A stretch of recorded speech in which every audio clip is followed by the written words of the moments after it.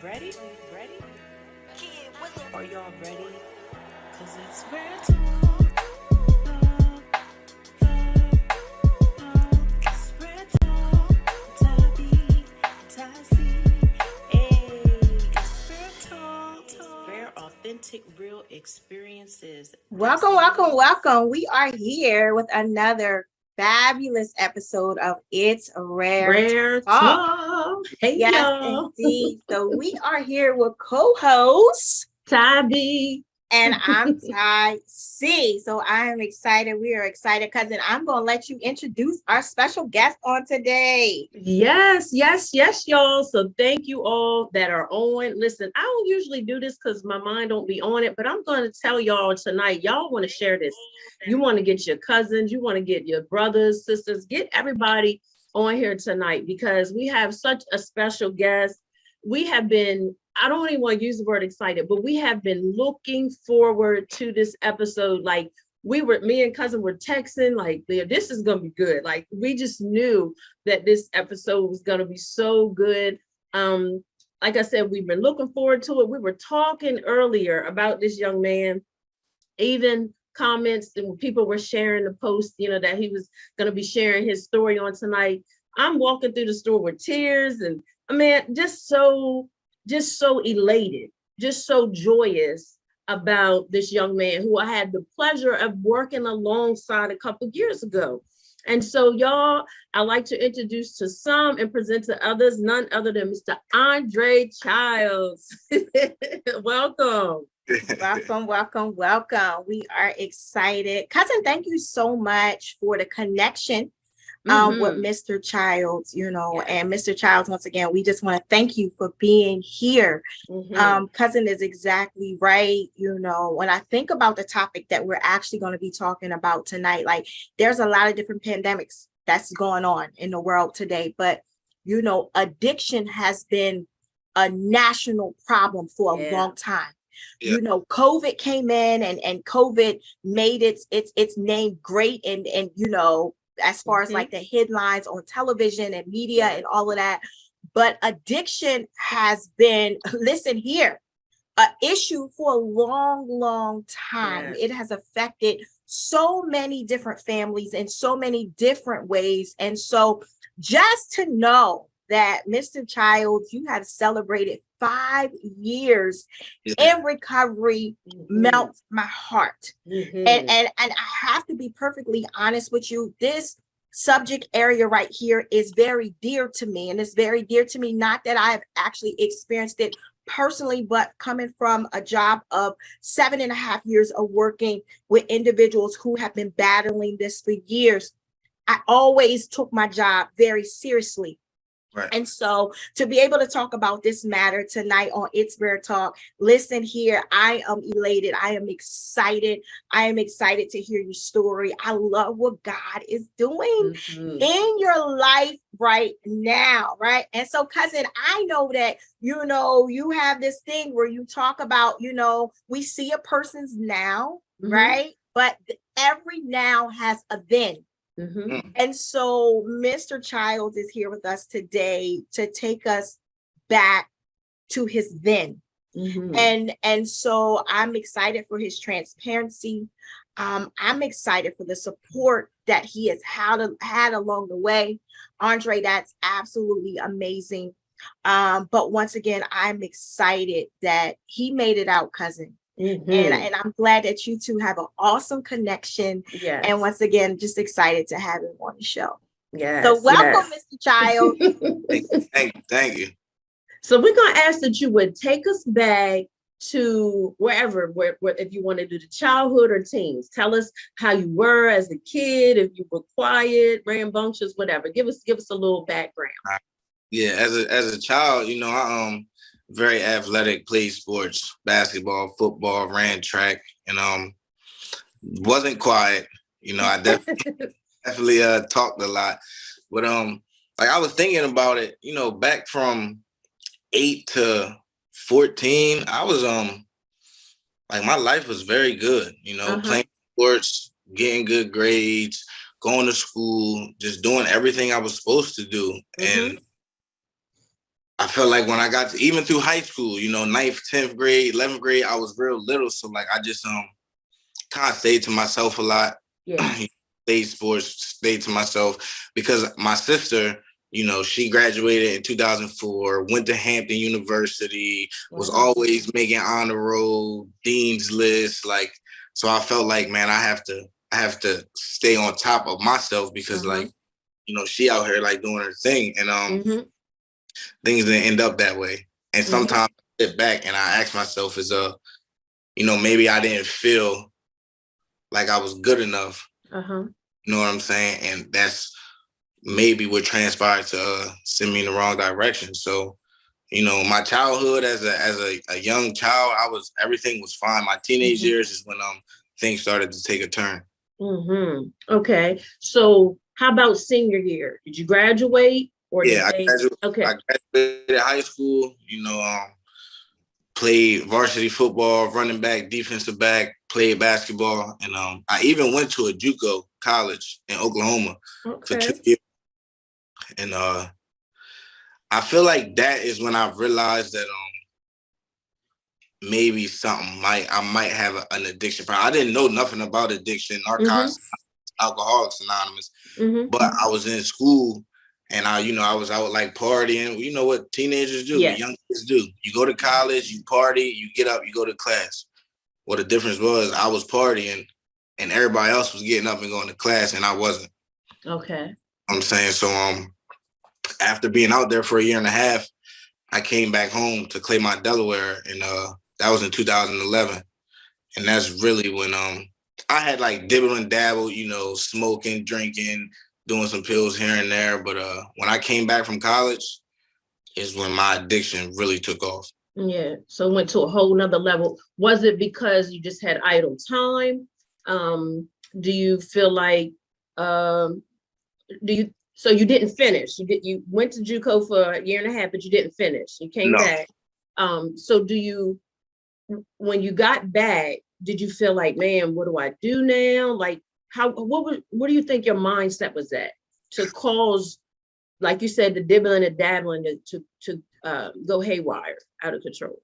You know, a lot of the people I graduated with and family members, everybody went to college, graduated, you know, got a degree, or if not got a degree, like had a career. And I felt like I came back to my hometown and I just was in the mindset as like, what's next? Yeah. And a lot of the people that I hung around were, you know, they would have a job, but they also was, you know, in the streets selling drugs and getting high. And, you know, they say, you are who you hang around. If you hang around 9 people that's doing drugs and selling drugs, and you the 10th person, it's probably what you're going to end up doing. And that's just where it started. I would work here and there, but a lot of my homeboys from back home, man, like they got high. And I feel like me, I take things to the extreme. You know what I'm saying? Once I started, it was all she wrote. And like I said, when we get to like now, you know, because you know, once you get into a program, Narcotics Anonymous, you start to do like step work and like answer about yourself. Because back then I didn't know my reason of why I chose to pick up drugs. You know, I also didn't know I was a drug addict. So if I knew now what I knew back then, I mean, I don't know if I would have, but I'm grateful that I went through what I went through because it made me who I am today. Absolutely. I love that. You just said a lot. Right there in what you just said. Like, you said, I didn't know I was an addict. Because a lot of times when we in the midst of something, it's a couple of things: denial, or not just wanting to associate ourselves with something that has such a strong, you know what I mean, look to it, you know. But you said, I didn't realize I was an addict, you know. So let me ask you a question. If you don't mind sharing, what was your gateway drug? What was that first drug that led? Because you said, listen, I take things to the extreme, right? And I've heard a lot of people saying that from working in this field, you know, with other individuals. I've heard that, you know. So what was that first drug that took you into that place of, my God? Yeah. All right. So the first drug I ever did, right? Marijuana, smoking weed, drinking. But I would do, Xanax or perks here and there. But the first time I did opiates, like I sniffed a bag of dope, it gave me a whole different feeling. And I feel like from the first time I touched that drug is when I said to myself, like, this can get dangerous very quick. But in my mind, right, I'm telling myself that like I'm not like these addicts that walk around here and can't work and don't have no money and don't care about how they dress. I was telling myself like that's not me. So if I want to do this, I'll be able to do this and live a normal life. It didn't work out that way. Yeah. I was going to ask you exactly what we think so much alike, but on to the next question. So were you able to keep it from your family, or when did they find out? So for a while, I hid it from my family, but like my mom is, I'm a mama's boy. That's my dog, that's my rider, that's my my best friend. And I would come in the house some nights and she would see me and she would ask me like, what's wrong with you? I'm just tired. And but my drug use progressed from sniffing dope to like using needles. I shared about this on my anniversary. One specific time, man, I had left some needles in my closet. And my mom, she knew something was going on with me. She knows me. I walk in the house, eyes bloodshot, or my pupils all pinned. She knows something's going on. And she looked through my closet and she found a pack of needles. And she said to me, "We got to figure something out." Because my mom, she's like, "I'm not going to let you die in these streets from using drugs." And it got to a point though that like even when my mom knew and my dad knew and my sister knew, like it didn't matter because now I'm all in. You know what I'm saying? No matter who knows, no matter what people think, I don't care about keeping a job. I don't care what my family thinks. Like I'm in the midst of active addiction. Like I'm all in. Yeah. So it doesn't matter to me. Family events, going to birthday parties, Thanksgiving, Christmas. I'm going in there high at the table, nodding out, falling asleep, and just not caring. So let's talk about that right there, cousin. I want to, because I feel like a lot of times, and after having conversations with different parents of individuals who are active in addiction or struggling with addiction, sometimes if you have never walked that pathway, you don't know what to expect. You don't know what to think. You know what I mean? All you know is that you see your loved one in a situation that's not good, right? Yeah.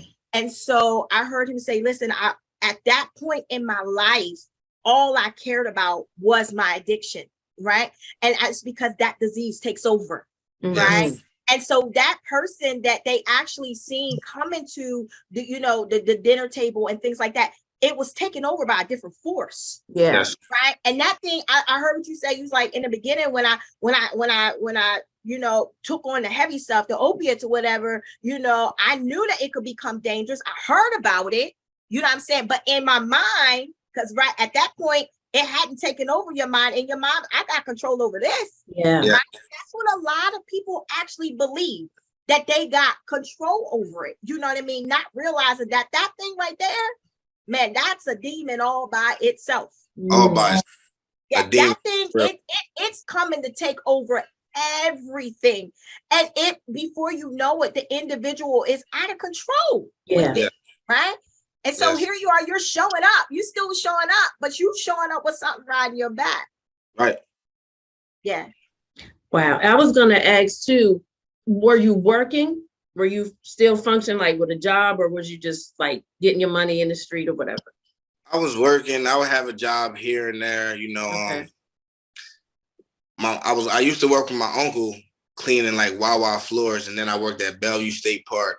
Worked there for about 4 months, got fired. Worked at Stanley's, a restaurant. Worked there for about 7 months, got fired. I would have a job, but I could never keep a job because if I woke up one day and I didn't have no drugs, there was no way I was going to work. And if I did go to work, I would try to find a way to either leave work and go use, leave work and go find some money, steal some money and go use. It was just, I couldn't keep a job if I didn't have drugs. I couldn't do nothing in life. But like she was saying, it was really a demon that took over my body.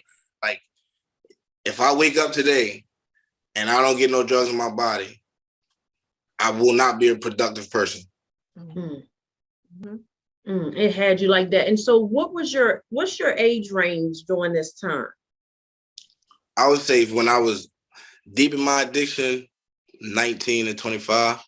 Wow. Wow. 19 to 25. Okay. Mhm. Okay. And so during that time, did you ever seek out like try to get any help that, I know your mom was on you and your family, but did you ever go into a facility at that time? Did you ever try, how, because sometimes somebody would try something for 30 days and that didn't happen. So did you try anything? I went to a treatment in Pennsylvania in 2014. I went 2 different times. The first time I went, I completed. I stayed there for 18 days. But at this point, I really was just going because I was trying to make my mom happy. Mm-hmm. You know what I'm saying? And I knew in my mind that like I was on like a little vacation. The day I left that rehab, I used. Mhm. And my mom is one of them type of ladies where like, okay, I'm a grown man. She telling me when I can and can't leave the house. And in my mind, I'm like, I'm not. When it comes to getting what I want, I'm going to do what I want. And she would try to keep tabs on me and try to get me jobs to work with people she was close to. But at the end of the day, the only way I was going to stop using is when I was ready. So I went to that treatment for 18 days, completed and used. I went back to that same treatment in 2015, and I was there for 3 days, and I left. And I got high as soon as I got in the car with the person that picked me up. Before we get deep into the interview, I need to shout out your mother. Yes, Mom. Right? I've never met your mom in person, never had a conversation with your mom, but I need to shout her out, right? And is your mom Miss Wanda?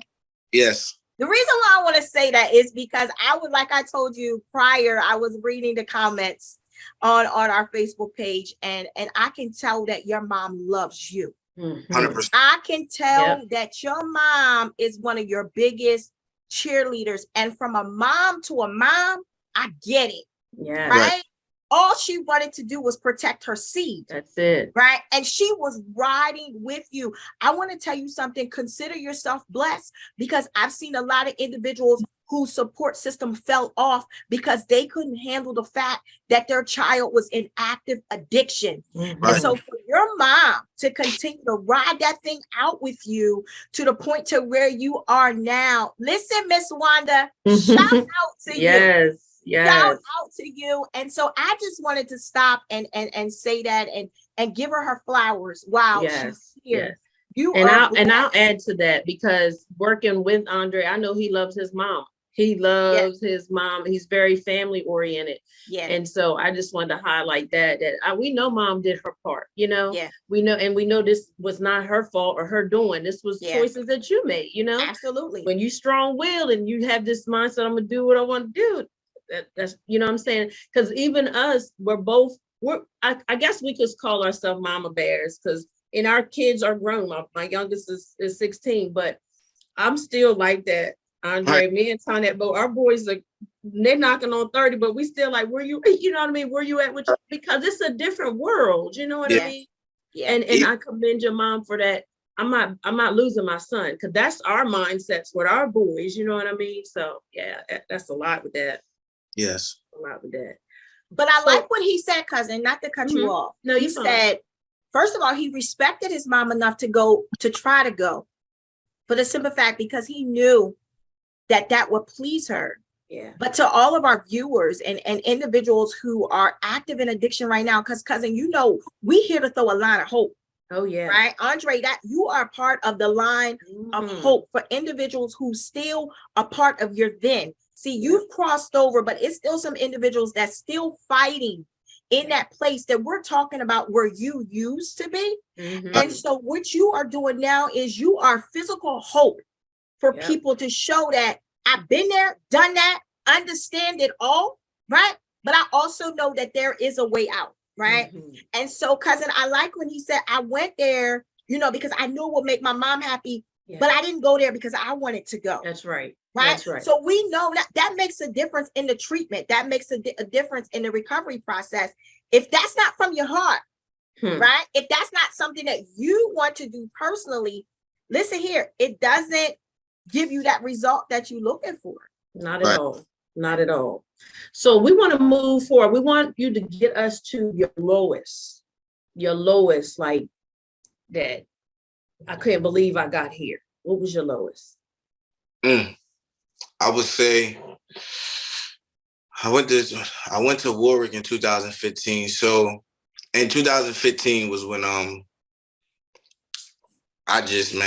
talking about walking around. I haven't had a haircut for like 7 or 8 months. Track marks all on my arms, on my leg. I'm probably weighing in at like 105 pounds.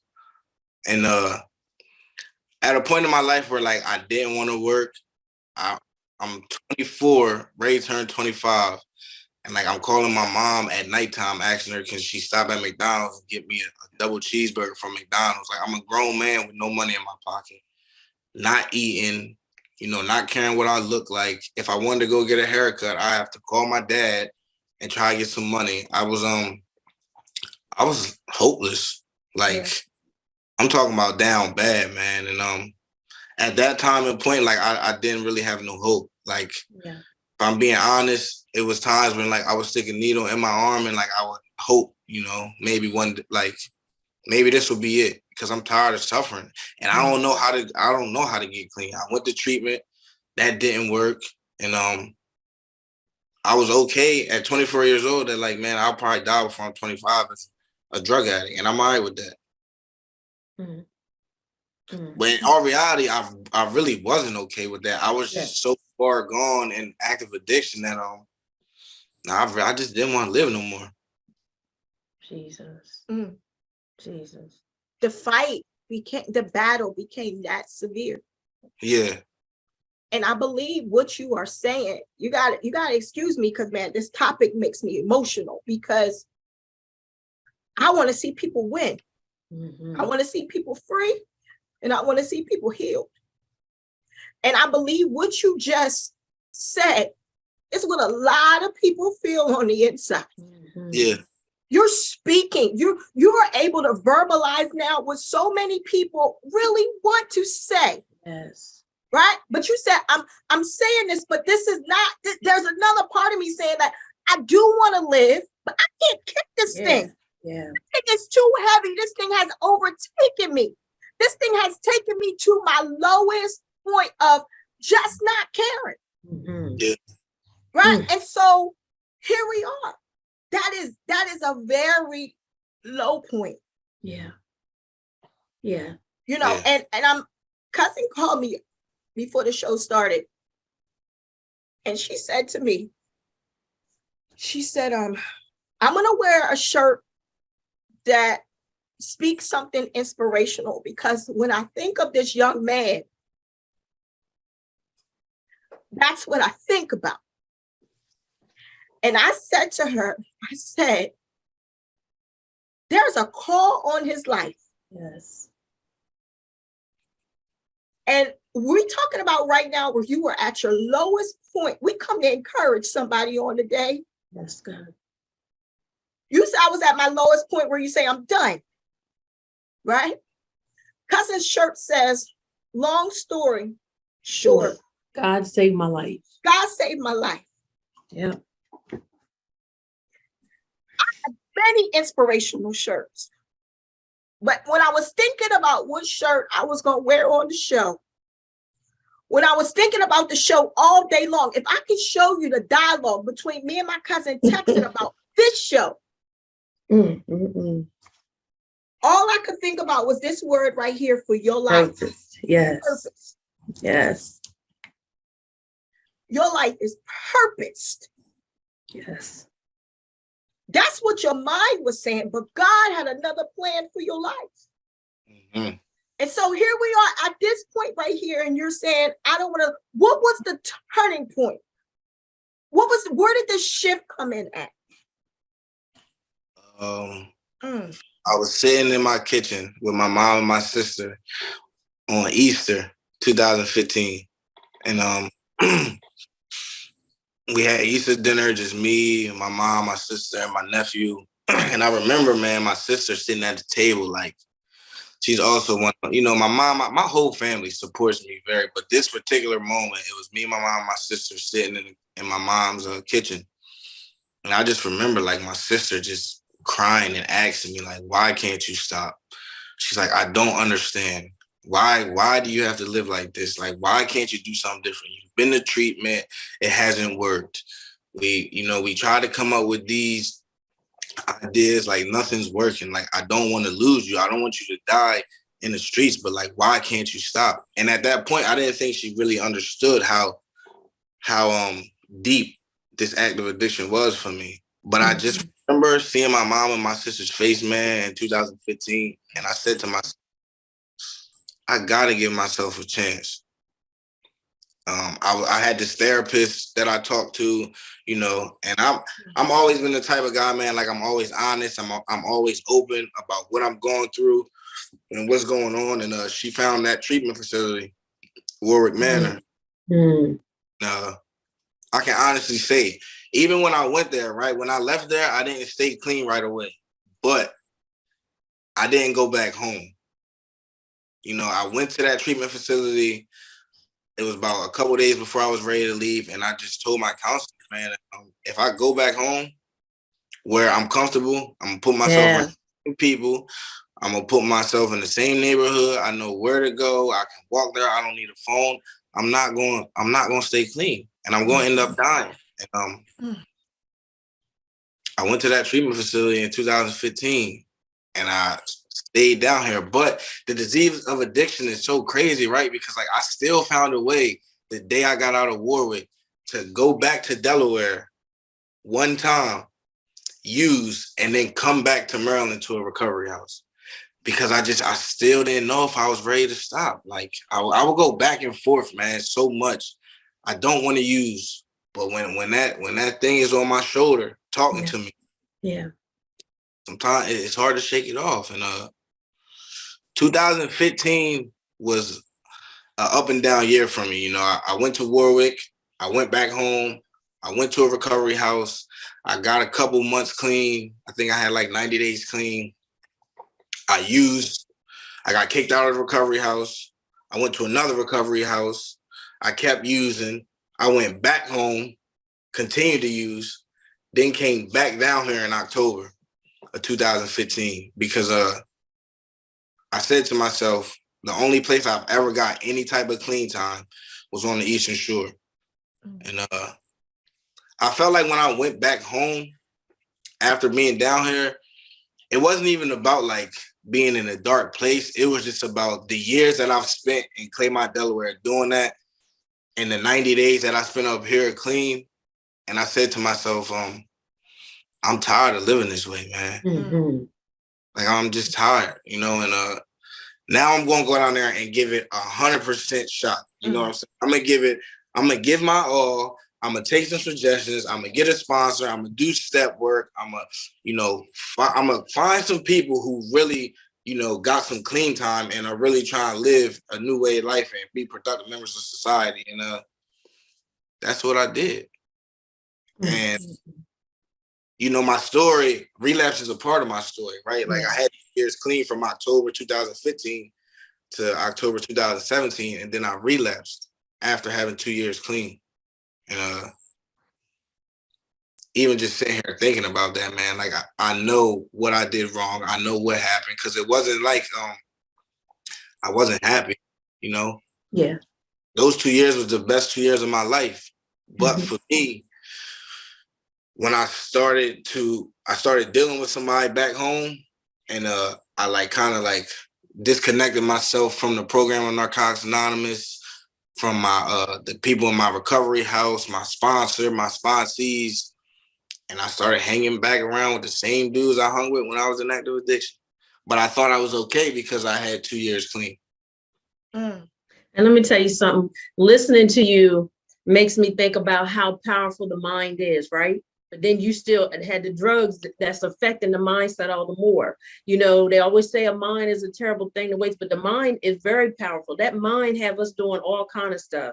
But I commend you sharing that part, because a lot of times you know, we can miss detail, and you just shared some detail right there. And like cousin said, we just appreciate your transparency so much. And we definitely believe that you're helping some people. I want to share something with you that I realized about the word recovery, because we hear it, but a lot of times people just think what people have their own, you know, definition of what recovery is. But this is what I found out about recovery.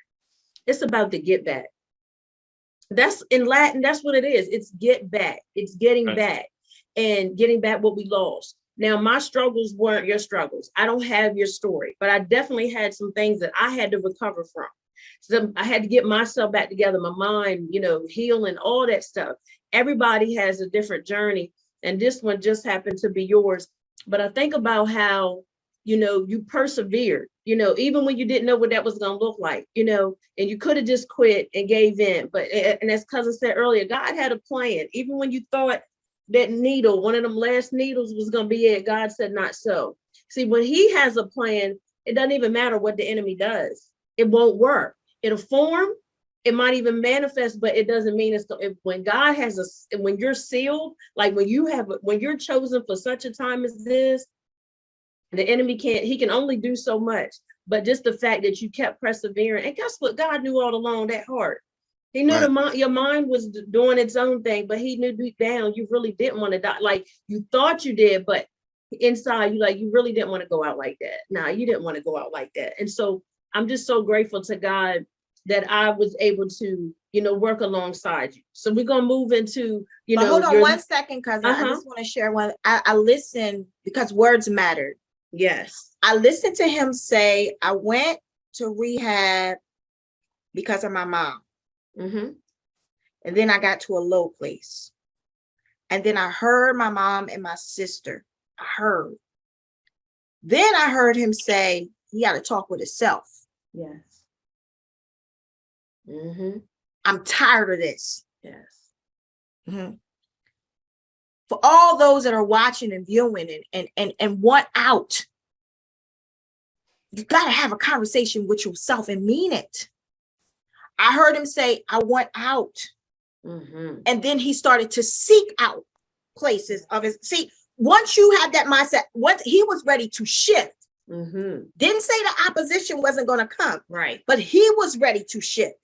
And then I heard him say he went, and then he realized he couldn't go back. To the same. He was able to identify some triggers, yes. some red flags. I can't go back home. If that place is not safe for me. It's true that you really do have to change people. You do, places and things. Yeah. It's necessary for survival. Very. Right? He wasn't strong enough to go back to those places yet. And now he's starting to admit some things to himself. Mm-hmm. Now he's realizing he's now talking to the man who he sees in the mirror. Yeah. Right? And now we're starting to see results. Yes. Did he fall? Yeah, he fell. Mm-hmm. But he was able to say, okay, wait, I see why that happened. No longer making excuses. That's right. All right. But so he was trying to find solutions then. That's basically, it was the like mindset has shifted. That's right. You got to shift the mindset. It's important to shift the mindset. Yep. Right? Until you shift your mindset, it don't matter what nobody say. Mm-hmm. That's it. And also another thing is the shifting of the mindset allowed room for God to move. Yeah. See, I believe there's a lot of people that addiction, and Andre, you can comment on it. There's a lot of people that addiction has took out of here. Oh, yes. Yeah. A lot of individuals have died, unfortunately, from overdose. Mm-hmm. It's happened. It's true. I believe God had a plan for all of their lives. That's right. Come on now. There's a plan for everybody's life. But listen, he can't work where we don't give him room to work. Mm-hmm.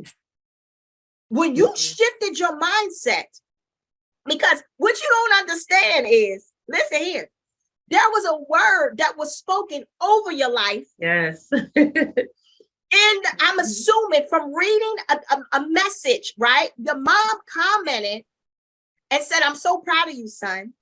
And then there was a pastor who commented last night. I'm reading these text messages, and I'm telling you right now, Andre, my spirit was jumping. Yes. There was a pastor who then commented and said that she was proud of you. I don't know this pastor. She said that she was proud of you And she said that the Lord is going to do great things in your life. And she told your mother that she was proud of you and she hasn't seen nothing yet. Your mom came back and spoke the words that you spoke over his life. Yes. I need you to hear what I'm saying. This is why I know you have purpose. This is why I know God saved your life. There were some words that were spoken over your life. Your mother said the words that were spoken over your life helped her during the most difficult times of your life. There was a word, right? And so what happened is when your mind shifted, now you have given God room to work. Yes. And every word that has been prophesied over your life, as long as you give God room to work, I want you to hear what I'm saying, young man, because I believe the world ain't seen nothing yet. Everything that you went through, it was for your good. And that's what you're going to help somebody else. But everything that has been spoken over your life, as long as you give God room to work, he can work. You ain't seen nothing yet. You have not seen nothing. I want you to hear what I'm saying. You have not seen nothing yet. Yeah. This is the beginning of great works for you. Yeah. And everybody does have a yet, but the yet is based on your yes to God. Your yes, because he doesn't force anything. Right. You know, and as cousin said, your ministry may not be behind no pulpit, but you definitely got a street ministry and on the court. That's because you sharing your testimonies, helping other people. You know what I mean? You saving folk when you open your mouth. That's why you can't be quiet. Right. You can't be quiet. So when I called you, when we were talking about our shows and our topics, so we're strategic. We don't believe in just doing anything just to be doing it. That's not where we're at. Everything that we do has to be purposeful. So when we were talking about one of the topics was recovery, and we were like, who do we, you know, and God instantly put you on my mind. And so cousin asked me like how many years you have been clean. And I told her, and she was like, are you sure? I said, all I gotta do is ask. I'm gonna ask. And so when you responded back and you called me, you was like, with no hesitation, yes, I'm ready. I'm gonna do this. And let me tell you something, because you did this, this is another leap. You're overcoming all the more. Every time you share it, you are overcoming. And I love when you were talking about the steps in the step program. So that's what every day is. It's one step at a time. It's not about getting to the end right away. It's step by step. And you definitely have a calling, and you definitely matter.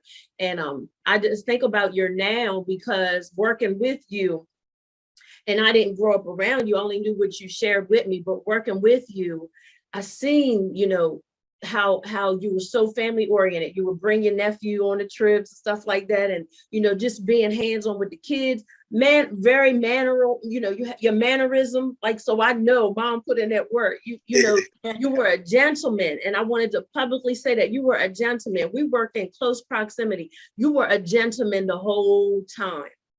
And the only thing I would want you to change, you can drop the miss and call me sis, okay? Because she's like, oh, don't make me feel so. just call me sis, okay? Okay. Yeah. But I got you. I've been able to experience your now with you, working with those, you trying to save them, telling them your story. Yeah. You know what I mean? And so I'm just so elated that this is just a step. You know, you're going to have more opportunities to share. You're going to have more opportunities to be a light and a witness. And we definitely want to bring you on board for some things that we desire to do. So, cousin, I'll let you go, because I'm feeling like listen, so I want to talk about his now. So we heard about that last time that you used, and you was able to identify why, and you realized you had went back into some old places. Take us from that point to now. All right. I celebrated 2 years in October 2017. It was like the second week of October. Then I relapsed like November 1st or something like that. And my relapse was from November to December 6th. My last day using is December 6th. And I'll never forget it because, you know, I was going back and forth down 301, going to Delaware. And I was driving back. You know, it's like an hour, 45-minute drive. I'm driving back, no music. I had used, and I just was driving on the highway doing about 45 miles an hour, man, no music. with tears coming down my eyes, asking myself, how did I get here? I know how I got here because I know how I got the 2 years clean that I got, and I stopped doing what I was doing when I was in recovery. So I know how I got here. And I picked up the phone, I called my sponsor, and I'm like, man, listen, I'm driving back to Maryland. I need to move back in the recovery house. I give you my phone, I give you my car keys, I give you my wallet, I give you everything I got. And I mean, I don't want to do this no more. Like I'm ready to get back to being happy, you know, and loving myself again. And that's what I did. December 7th, I moved into recovery house. That was in 2017. I've been clean ever since. And I came back with the same intentions, man, of like going to meetings, going to IOP, getting a sponsor, doing step work, reading literature, reaching out. You know, I already had a network because I had some clean time before, and just taking it one day at a time, you know. And over the years, over the last 5 years, man, as y'all know, you know, I had a son who, man, on my worst days, clean, man, like, you know, because life is not always easy. You know what I'm saying? Just because I got clean does not mean that every day is going to be great. And that doesn't mean that I'm not going to think about using. You know, I used to ask myself, like, man, with the clean time that I got, like, if I share about I want to get high, like, are people going to judge me? But at the end of the day, like, I'm a drug addict. I'm just in recovery. Yeah. I got 5 years clean, so the thoughts still won't come, but thoughts aren't facts. You know what I'm saying? Like, I can think about using, I just don't got to act on it. And if I go into a meeting and I share about it, usually the thought goes away. And as long as I don't obsess about the thought, you know, think about it for a couple minutes. All right, come on, man. Like, we're not going back to that, you know, and keep it moving. But even on my worst days, man, like that little boy that's in the living room with my girlfriend right now, you talking about motivation. Of course, like, I did this for myself, right? Like, when I came in here this last time, I'm like, I'm not doing it for my mom. I'm not doing it for my friends. I'm not doing it for nobody but me. You know, I want to be clean. But today, like, it's not just about me. You know what I'm saying? Because like, I got to show up as a father, you know, as a friend, as a brother, as an employer, but most importantly, like, for him. Because y'all know, man, a lot of kids grow up without fathers. Yeah. And one thing that I'm not going to let happen is Baby Dre grow up without his dad, or Baby Dre see his dad in active addiction, because he don't know that guy that was in active addiction, sticking needles and smoking crack. He's never seen that guy. And he don't have to. No, he doesn't. That's good stuff. Doesn't have to. And I honestly believe, man, that like where I'm at today in my life, like, as long as I continue to do the things I need to do, he's never going to see that person. Wow. I love that. I love that. And I got to see him before we got on. He was like, who's that? He's so cute. He is so cute. So let's share a little bit more about your support system, because we one of the things we were talking about earlier is a beautiful thing to have it. Everybody doesn't have it. And, you know, we wind it down, you know, to the end of the show, this interview, but to have that, as Cousin was saying, everybody doesn't have that. How does that make you feel? How does that make you feel? Makes me just feel loved, you know, and it also reminds me that, like, the things that my mind was telling me when I was in active addiction wasn't true. You know, that was just me being caught up in the grips, because I could easily say, like, oh, my family don't care about me. My family doesn't love me, so I'm gonna go get high. Like, nah, that wasn't the case, because as you can see, like, my family shows up. I got NA family that's not intermediate family, but I mean, they show up on a daily basis. When I celebrated 5 years clean, man, my family it was like 30 of them that came down here to drive 2 hours to Cambridge, Maryland, to sit in the church and listen to me share my story.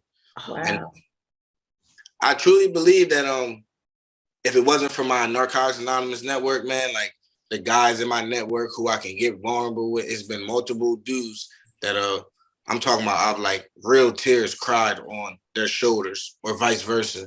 And, you know, as men growing up or coming in Narcotics Anonymous, we got this mask on that, like, oh, we can't get vulnerable with another dude. We can't cry to, you know, they'll think we're soft, but like all that, for me, that was just a mask, man. Today, like, all my homeboys in Narcotics Anonymous to tell you that I go in the meeting, I share with them, I share in the meeting, I cry on their shoulders, I cry in the meeting, because like at the end of the day, I'm willing to do whatever it takes to get another day clean. Yeah. Yeah.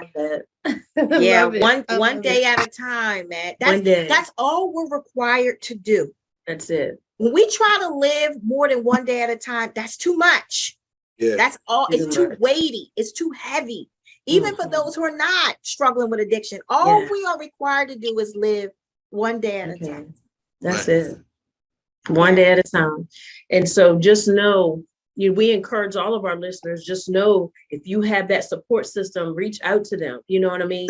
You don't have to be islands. Yeah. I said, pick the phone up, call somebody. Exactly. You know, a lot of times people suffer in silence by choice, or pride gets in the way. And I'm glad that you even shared about, men can cry, because when you don't shed tears, that keeps you prideful. But God is closest to those that are of a contrite spirit, a broken heart. That's what God, because that's saying, okay, I can get in. It's like breaking up that fallow ground of the heart. God can really get in. And that's all he wants. That's what he wants for all of us, just to be able to come in and love on us and show us that we have purpose. He has need of us. And so we're so, again, elated that you shared this time with us, and all those that, are on here. Anything you want to say that we didn't add, anything you want to share to any of those that are listening right now, or may come back and see this later? Anything you want to say, you have that liberty to do so. Just want to let everybody know it's possible, man. I say that because when I was in my active addiction, I didn't think I could get a day clean. And like today, I sit here with 5 years. So if I can do it, anybody can. You just gotta open up. You gotta get vulnerable. You gotta call somebody. You gotta ask for help. Because the longer you stay quiet, the worse it's gonna get. And I'm saying that with experience, because there were so many times, man, where I wanted to reach out for help, or I wanted to cry out for help, but I didn't want to be judged, or I didn't want to be called a dope fiend or a crackhead or a junkie. But at the end of the day, like, my pride was getting in the way. Because if I would have reached out earlier, thankfully, I'm glad I went through what I went through. But because like you said, there's a lot of people out here dying who didn't reach out. I don't know, I'm ready to bring my son in here real quick. Okay. I want you to bring your son in. And I want to share this with you before you go get your son. I heard you say, I'm just a drug addict in recovery. Right? That's not who you are. Yeah. I want you to hear what I'm saying. That's not who you are. That's who you used to be. Right. From this day forward, every word that you speak out of your mouth over you, speak something different. Yes. Right. You are a man of God with purpose. Right. With a story to tell, who shall live and not die. Right. And declare the works of the Lord. Now, no, speak something that's who you used to be. Right. I got a lot of stuff I used to be too. Yeah. Right. But when I speak of myself now, I speak something different. Right. And so that's what I want you to do. I'm excited for your future. I'm happy for you. Yes. I'm happy for you. I'm proud of you. Thank you. you. I know this won't be the last time that I hear your name. No. But let us see who makes you proud. Let us see. This is awesome. This was awesome. Let us see. Look, we see the smile on his face already. Let us see. Hey. Absolutely handsome. Hey, little Dre. Hey. Handsome young man. Yeah. Yeah. Listen, we see the smile. No, listen. We see the smile that he actually puts on your face. Continue to be that great father. Continue to make memories with him. Right? Remember what you said. What he don't know, he don't have to know. It's a fact. You continue to make life great for you and him. Hi, little Andre. How are you doing? Nice to meet you, sir. Nice to meet you. It's here. He be talking. Here. Hmm? Why got that in here? The light. They Why you need got the- that in here? That's Don't a you love that blessing. curiosity? I Yes, love it. that's a blessing. Go So, ahead, cousin. I'm just gonna say, so again, Andre, we appreciate you. We want you to stay motivated, stay encouraged. Remember, it's a one day at a time. And when you said something to the viewers about reaching out, anybody that's struggling, because when we hungry, a closed mouth don't get fed. So when we hungry, we're gonna open up our mouth and say something. So if we want something different, we do need to open up our mouths and just ask for help. Let's get that pride out of the way. So Right. again, thank you. We appreciate you. We want you to enjoy this holiday time. Love on your family. Tell your mom we said hello, because next year, Lord willing, when we host our live recording, we want you in the place. We want you to bring Absolutely. your family. We're Okay. gonna have some things for you, so we will give you details. But reach out if you ever need us. We appreciate you so much. Absolutely. Until next time, y'all. It's Rare Talk. Hit us up at itsraretalk@gmail.com. Follow us, share. Y'all share this. This was so good. This was so good. Until next time. I truly appreciate y'all. Absolutely. Listen here. Keep doing it, man. I got you. Keep doing it. Keep doing that. Proud of you. Until next time, it's Rare Talk, y'all, where everything is rare, authentic, real experiences. We are so grateful for the interview with Andre Childs. Until next time. That's what it is, y'all. Be blessed. All right. Ready? Are y'all ready? Cause it's Rare Talk. It's Rare Talk. Tabby, Tassie. Hey, it's Rare Talk. Rare, authentic, real experiences. That's what it is.